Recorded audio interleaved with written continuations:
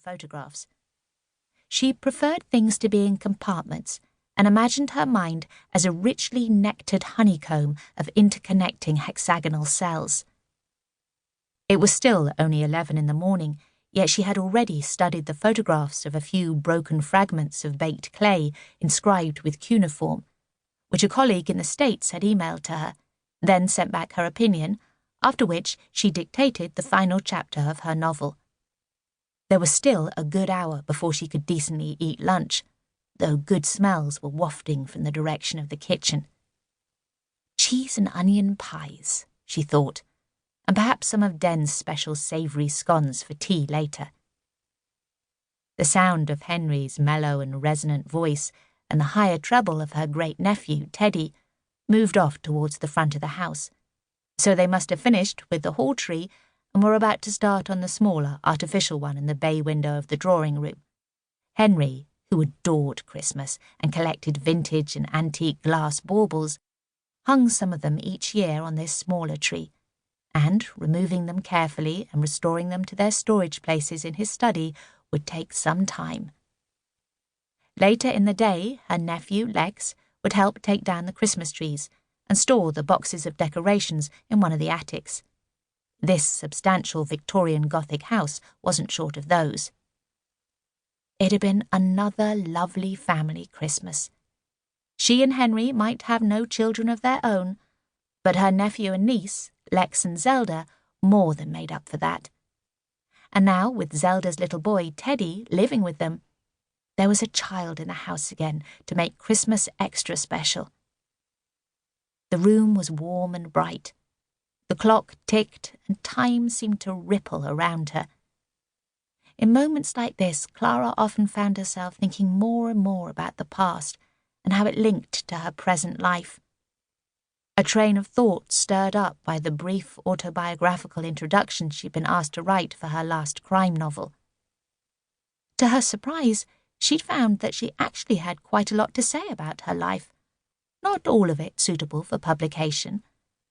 But it would be enjoyable to write her full and frank memoirs, if only for future generations of the family. With Clara, to think was to act.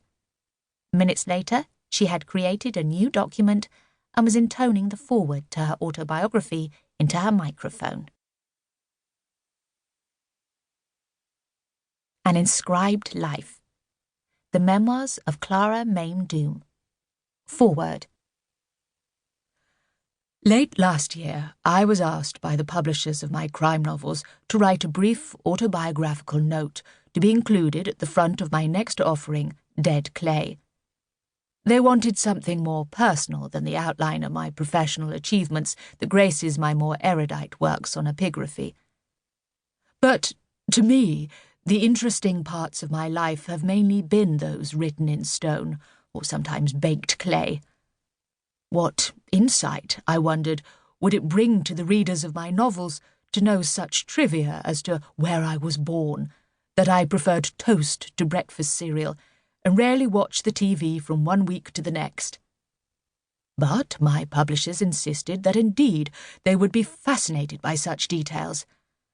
And I have to admit that despite my initial reservations, the exercise stirred up all kinds of long-dormant memories. My husband, the renowned poet Henry Doom, pointed out that he has been examining and chronicling aspects of his life, and later, by association mine, through the medium of his work since childhood. But that is hardly the same as setting down the facts. Anyway, as you see, I have now fallen prey to the lure of autobiography, and so decided to pen a memoir, though for the family rather than general publication, I think, unless it undergoes a radical editorial pruning at a later date. I will start where I was born, in the village that lies in the valley below the house where I now reside, though I reserve the right to wander to and fro among my memories as the fancy takes me. Of course, I will always return here, for, as Henry says, we are both firmly rooted in the village of Starstone, even if those roots are now washing about under the still waters of the reservoir. Let us ripple the surface and